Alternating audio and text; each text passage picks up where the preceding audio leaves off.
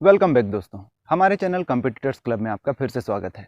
मंडी निरीक्षक उप निरीक्षक की तैयारी सीरीज में आज हम फिर से आपके लिए लेकर आए हैं कंप्यूटर पर एक वीडियो पहले ही बनाया जा चुका है, तो अगर आपने वो अभी तक नहीं देखा है तो प्लीज़ हमारे चैनल पर जाकर उसे आप ज़रूर देखें।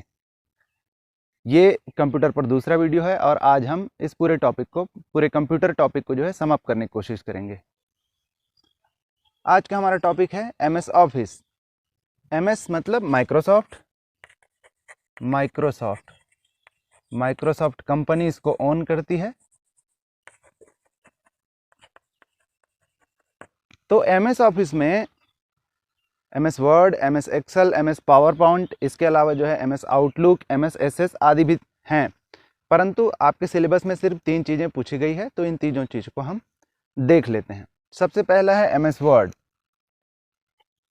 तो MS वर्ड के बारे में ऑप्शंस आदि नहीं पूछे जाएंगे, कुछ इंपॉर्टेंट ऑप्शंस या कुछ इंपॉर्टेंट उसके यूज़ या एप्लीकेशन होंगे तो मैं आपको बता दूंगा। बाकी सामान्य तौर पे ये कहाँ प्रयोग होते हैं, किस प्रकार के कामों के लिए प्रयोग होते हैं, ये पूछा जाएगा। तो MS वर्ड जो है letter, notice, resume, notes, books,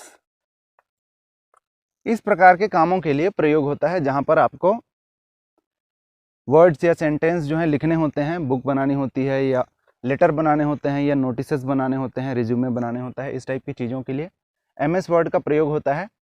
इससे संबंधित एक इम्पॉर्टेंट क्वेश्चन आपसे पूछ सकता है, जो कि है मेल मर्ज के बारे में। मेल मर्ज MS वर्ड में एक ऐसा ऑप्शन है दोस्तों, जिसकी सहायता से आप जब एक ही प्रकार के नोटिस या एक ही प्रकार के लेटर जो हैं एक से अधिक व्यक्तियों को भेजे जाने हों, तो हर किसी के लिए अलग अलग लेटर टाइप करने के बजाय हम एक फॉर्मेट बनाते हैं लेटर का, और जिनको भेजे जाने हैं, जो रेसिपिएंट्स हैं, उनके डिटेल डालते हुए हम एक ही बार में सभी लोगों को या सभी लोगों के नाम को ये भेज सकते हैं या सभी लोगों के नाम से ये छाप कर सकते हैं। तो एक ही फॉर्मेट के लेटर को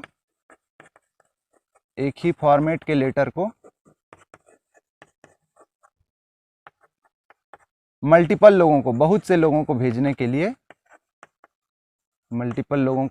लिए इस ऑप्शन का यूज किया जाता है, मेल मर्ज का। इंपॉर्टेंट क्वेश्चन हो सकता है। अगला हम देखते हैं एक्सेल, MS एक्सेल।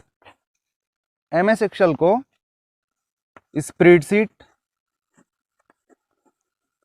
या वर्कशीट या सामान्यतः शीट भी कहा जाता है, ध्यान रखेंगे। तो MS एक्सेल बहुत वर्सेटाइल सॉफ्टवेयर है दोस्तों। इसमें जो है एप्लीकेशन सॉफ्टवेयर, इसमें क्या कर सकते हैं हम, बहुत सी गणितीय गणनाएं जो हैं जो हम सामान्य तौर पे वर्ड में नहीं कर सकते, वे सारी यहाँ पे कर सकते हैं। तो इसका जो यूज़ है, ये एप्लीकेशन है, उसमें बजट बनाना, टू डू लिस्ट, क्या करना है वो बनाना, बहुत से लिस्ट वाले जो डेटा हैं वो इसमें बनाए जा सकते हैं। बहुत से मैथमेटिक्स के बहुत सारे कैलकुलेशंस जो हैं इसमें किए जा सकते हैं, बहुत से गणितीय संक्रियाएं इसमें की जा सकती है। फिर हम देख लेते हैं, एक्सेल से रिलेटेड एक सामान्य क्वेश्चन आपसे पूछा जा सकता है। एक्सेल की शीट जब हम खोलेंगे तो वो कुछ इस तरीके से होती है कि उसमें कॉलम्स होते हैं और रो होते हैं। इस प्रकार से एक्सेल की एक शीट होती है। तो ये जो होते हैं 1 2 3 4, इन्हें हम कहते हैं रो, और ABCD ये जो होता है इसे हम कहते हैं कॉलम। ये एक शीट है, और ये जो एक आयताकार या वर्गाकार जैसा भी एक डब्बा बना होता है, इसे हम कहते हैं सेल। तो एक शीट में ऐसे बहुत से सेल होते हैं दोस्तों। इन्हीं सेल्स में जो है जो भी लिखना है या फिर जो भी वैल्यू डालनी है वो डालनी होती है। तो एक सेल को जो है उसके पोजीशन से पहचाना जाता है। तो जैसे इस सेल की अगर बात करें तो ये सेल जो है ये है A1। अगर मैं इस सेल की बात करूं तो ये है C2। फिर सेल्स में काम करते करते कई बार सेल्स का रेंज जो है सेलेक्ट करना होता है। जैसे यहां से यहां तक मैंने इन सेल्स को सेलेक्ट किया, तो ये जो रेंज है, ये कहलाएगा B2 से B4। तो सेल्स के बारे में क्वेश्चन पूछ सकता है, सेल्स के एड्रेस के बारे में, उनके नामकरण के बारे में क्वेश्चन पूछ सकता है। ये तो हो गया एक्सेल के बारे में। अगला हम देख लेते हैं पावर पॉइंट। तो पावर पॉइंट जो है, सामान्य तौर पे पावर पॉइंट का जो यूज़ है वो आपने सुना होगा पीपीटी, पावर पॉइंट प्रेजेंटेशन के लिए इसका प्रयोग होता है। एजुकेशन में या फिर बिजनेस में प्रेजेंटेशन प्रस्तुत करने के लिए इसका प्रयोग होता है। बैनर या फ्लैक्स बनाने के लिए इसका यूज़ कर सकते हैं। कार्ड्स बनाने के लिए इसका यूज़ कर सकते हैं। और चार्ट्स वगैरह बनाने के लिए भी इसका यूज़ कर सकते हैं। चार्ट्स तो ऐसे वर्ड और एक्सेल में भी बनता है दोस्तों। तो इस प्रकार इनके एप्लीकेशन के बारे, इनके यूजेस के बारे में आपसे क्वेश्चन पूछ सकता है। मेल मर्ज के बारे में क्वेश्चन पूछ सकता है। सेल के बारे में आपसे क्वेश्चन पूछ सकता है।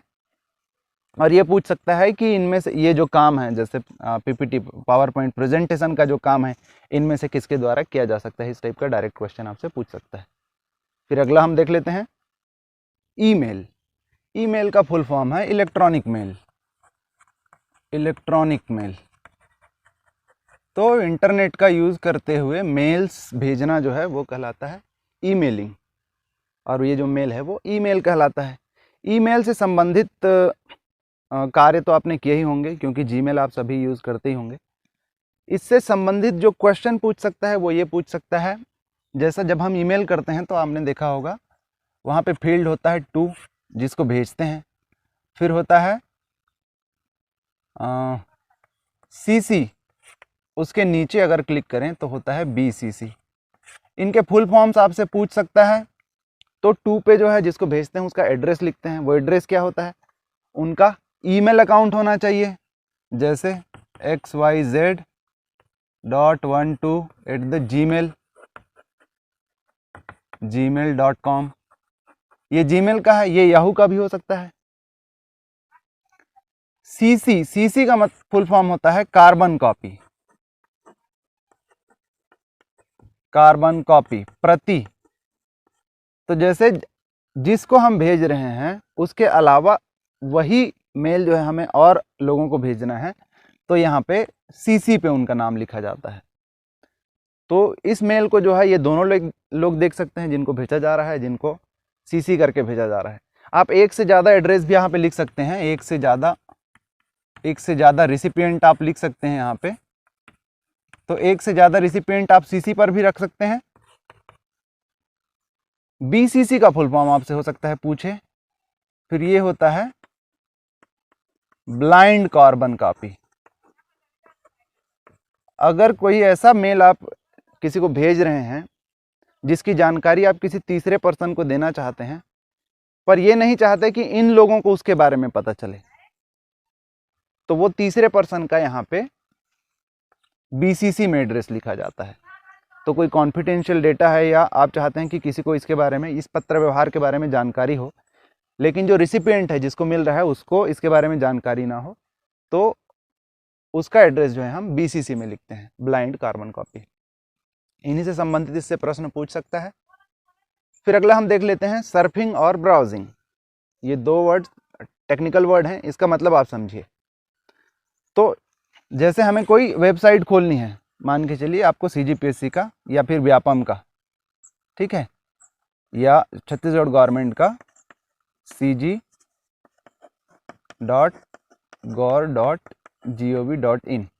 आपको मान लो छत्तीसगढ़ की साइट खोलनी है, तो ये साइट जब हम खोलेंगे, जब हमें पता हो कि हमें कौन सी साइट खोलनी है, तो वो जो कहलाता है वो ब्राउजिंग कहलाता है।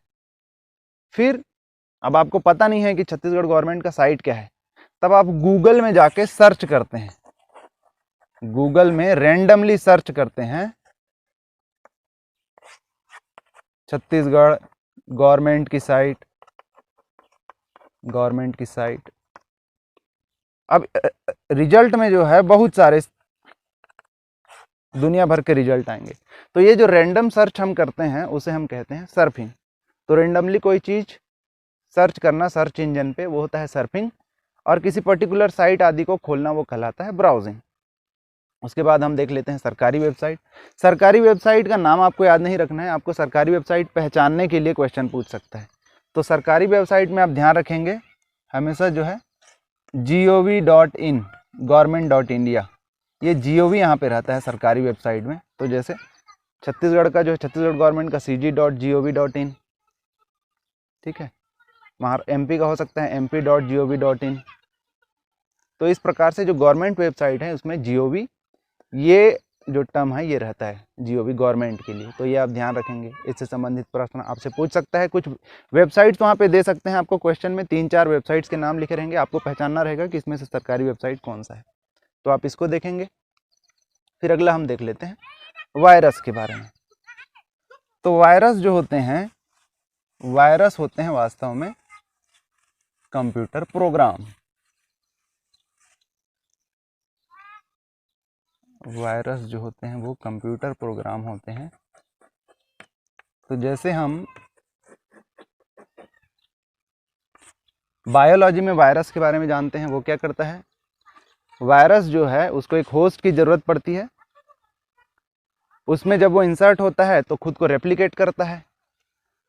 रेप्लिकेट करता है मतलब अपनी बहुत सारी कापियां बनाता है, अपनी बहुत सारी कापियां बनाता है खुद की, मल्टीप्लाई होता है, मल्टीप्लाई होता है। और जो होस्ट होता है, होस्ट को हार्म पहुंचाता है, नुकसान पहुंचाता है। यही काम कंप्यूटर में भी होता है। तो कंप्यूटर के ऐसे प्रोग्राम जो किसी होस्ट से, किसी प्रोग्राम से जुड़ने पर, किसी प्रोग्राम से जुड़ने पर, ध्यान रखिए वायरस को होस्ट की ज़रूरत पड़ती है, किसी होस्ट प्रोग्राम से, होस्ट प्रोग्राम से, यानी किसी भी प्रोग्राम, जिस भी प्रोग्राम से ये जुड़ेंगे उसे हम कहेंगे होस्ट प्रोग्राम। उससे जुड़ेंगे, जुड़ने के पश्चात खुद को रेप्लिकेट करेंगे, मल्टीप्लाई करेंगे, अपनी संख्या बढ़ाएंगे और उस प्रोग्राम को नुकसान पहुंचाएंगे। तो अगर इंटरनेट के ऊपर रहा तो फिर एक नेट से ये दूसरे नेट, एक प्रोग्राम से दूसरे प्रोग्राम, फिर पूरा कंप्यूटर, और एक कंप्यूटर से दूसरे कंप्यूटर में ये स्प्रेड होते हैं। तो ये कहलाते हैं वायरस। इससे संबंधित कुछ हम टर्म देख लेते हैं, जैसे मालवेयर। मालवेयर एक टर्म है, कंप्यूटर प्रोग्राम ही है। तो इसका फुल फॉर्म होता है मैलिशियस सॉफ्टवेयर। ऐसे सॉफ्टवेयर जो मैलिशियस होते हैं, मैलिशियस मतलब हानिकारक, हानिकारक, नुकसानदेह। तो ये ऐसे सॉफ्टवेयर होते हैं, मालवेयर जो हैं, जो हानिकारक होते हैं, किसी कंप्यूटर प्रोग्राम से जुड़ते हैं तो उसको हानि पहुंचाते हैं। इसी में वायरस में ही एक टर्म आता है, वायरस के बारे में जब पढ़ रहे हैं तो वर्म। ये भी ऐसे कंप्यूटर प्रोग्राम होते हैं जो रेप्लिकेट होते हैं, दूसरे कंप्यूटर प्रोग्राम को नुकसान पहुंचाते हैं।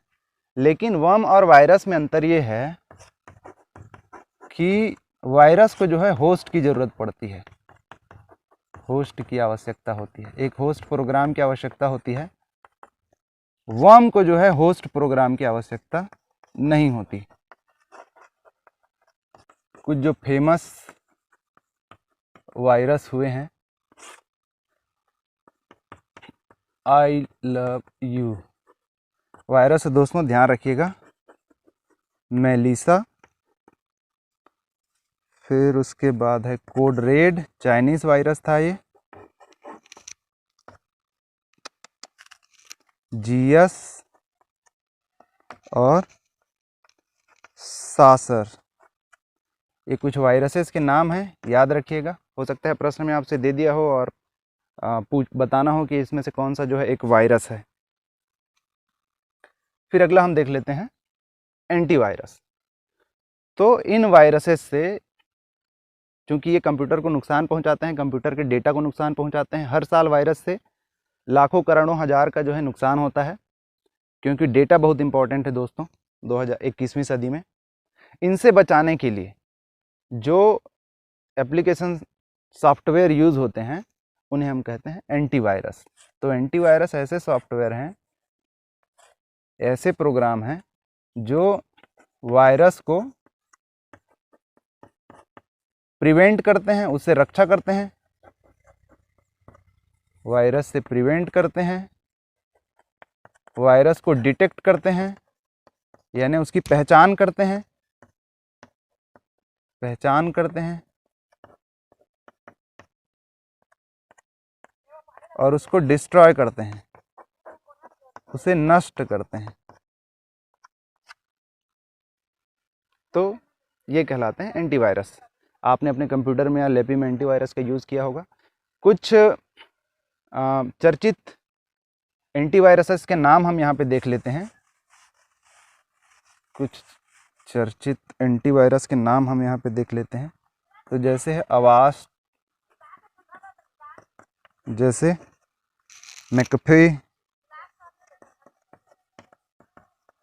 मैकफी, एवीजी, एमएस का विंडो डिफेंडर, माइक्रोसॉफ्ट का विंडो डिफेंडर। कुछ सॉफ्टवेयर फ्री होते हैं, ओपन सोर्स के होते हैं, जैसे अवास्ट जो है ये फ्री है, आप इसको फ्री यूज़ कर सकते हैं। तो ये कुछ एंटीवायरसेस के नाम हैं। अगला है ऑडियो वीडियो फॉर्मेट। ऑडियो और वीडियो आप समझते हैं दोस्तों, जिसको हम सिर्फ सुन पाते हैं, जिस प्रकार के फाइल को जो सिर्फ साउंड होते हैं वो होते हैं ऑडियो, और जिन्हें सुनने के साथ देख भी पाते हैं वो होते हैं वीडियो। क्वेश्चन में आपसे उनके फॉर्मेट के बारे में पूछता है सामान्य तौर पे, वहाँ पे कुछ फॉर्मेट्स लिखे होंगे और आपको पहचानना होगा कि कौन सा उसमें से ऑडियो या फिर वीडियो फॉर्मेट है, तो आपको याद करने पड़ेंगे। अच्छा, फॉर्मेट का क्या मतलब है? तो जो भी फाइल आपके पास होती है उसका कुछ नाम होता है। जैसे आपके पास एक मान लो गाना है तुम मिले, तो उसका प्रॉपर्टीज़ जब आप देखेंगे, नाम जब आप देखेंगे, तो वो लिखा रहेगा तुम मिले, तुम मिले। लास्ट में डॉट के बाद अगर वो MP3 हुआ तो MP3 लिखा होगा, ये उसका फॉर्मेट होता है। तो टेक्स्ट का जैसे फॉर्मेट होता है .txt नाम के बाद, या वीडियो जैसे हुआ तो .mp4 होता है। तो हम सामान्य तौर पे बोलते हैं ना MP4 या MP3 है करके। तो इन सब के अलावा कुछ और भी फॉर्मेट्स होते हैं, वो फॉर्मेट आपको याद रखने हैं। जैसे वीडियो के होते हैं .avi, .mts, .ts, .mov, .mkv। MP4 तो आप जानते ही हैं .3gp। फिर वैसे ही ऑडियो के होते हैं .aa, .aax, .alc। ये जो फॉर्मेट हैं ये एप्पल यूज़ करता है ये फॉर्मेट। फिर .ape, .m4a, .mp3, .vox, ये आपको याद रखने पड़ेंगे, इनसे संबंधित क्वेश्चन पूछ सकता है। फिर अगला हम देख लेते हैं मीडिया प्लेयर्स। तो मीडिया प्लेयर्स ऐसे एप्लीकेशन सॉफ्टवेयर्स होते हैं जिनके द्वारा हम मीडिया को, मल्टीमीडिया, ऑडियो, वीडियो, इनको प्ले करते हैं। जैसे आपने मूवी देखा होगा, VLC में आप सामान्य तौर पे देखते हैं मूवी, तो वैसे ही कुछ मीडिया प्लेयर्स यहाँ पे देख लेते हैं। तो VLC है, VLC मीडिया प्लेयर। iTunes है, विनैम्प है, गाने ऑडियो बजाने के लिए, वीडियो भी बजता है। फिर ग्रूव म्यूजिक है, गूगल प्ले म्यूजिक है। इनसे भी डायरेक्ट क्वेश्चन पूछ सकता है कि निम्नलिखित में से मीडिया प्लेयर्स कौन से हैं करके। फिर अगला हम देख लेते हैं CD DVD। तो CD का और DVD का फुल फॉर्म आपसे पूछ सकता है। CD का है कॉम्पैक्ट डिस्क, और DVD का है digital versatile disc. Full form आपसे पूछ सकता है, इनकी मेमोरी कितनी होती है वो पूछ सकता है। तो CD की जो मेमोरी होती है वो 700 MB होती है दोस्तों। DVD के जो है वो हो सकती है आपकी 4 से 9 GB। अगर एक ही साइड, डीवीडी में 2 साइड होते हैं, दोनों साइड ही इनक्रिप्टेड होता है, तो अगर एक ही साइड किया जाए, एक ही साइड अगर डेटा डली हो तो वो होगी 4 से 9 GB तक, और अगर दोनों साइड डली हो तो वो हो सकती है 9 से 17 GB तक, अगर दोनों साइड हो। इसके अलावा हो सकता है आपसे पूछे तो एक जो डीवीडी या सीडी होती है उसकी जो साइज होती है 12 सेंटीमीटर उसका डायामीटर होता है, यानी 6 सेंटीमीटर उसका जो है त्रिज्या होती है, इतनी बड़ी होती है, और 1.2 mm जो है इसकी थिकनेस होती है, इसकी जो मोटाई होती है। ये हो गया सीडी और डीवीडी के बारे में, ऐसे डायरेक्ट क्वेश्चन ही आपसे पूछेगा। अगला हम देख लेते हैं गूगल, यूट्यूब और अल्ता विस्ता के बारे में। आपके सिलेबस में अल्ता विस्ता को अलविस्ता लिखा हुआ है, जो कि गलत है। तो गूगल जो है एक सर्च इंजन है। अच्छा, अब सर्च इंजन क्या होता है? तो सर्च इंजन जो है ऐसे प्रोग्राम होते हैं जो आपकी सर्च के आधार पर, आप सर्च के लिए जो वर्ड या टेक्स्ट या की डालते हैं उसके आधार पर इंटरनेट में उपलब्ध तमाम जानकारियों को जो है आपको उपलब्ध कराता है। तो जैसे गूगल एक सर्च इंजन है, उसके अलावा बिंग एप्पल का जो है, माइक्रोसॉफ्ट का बिंग जो है सर्च इंजन है, याहू है आपका सर्च इंजन।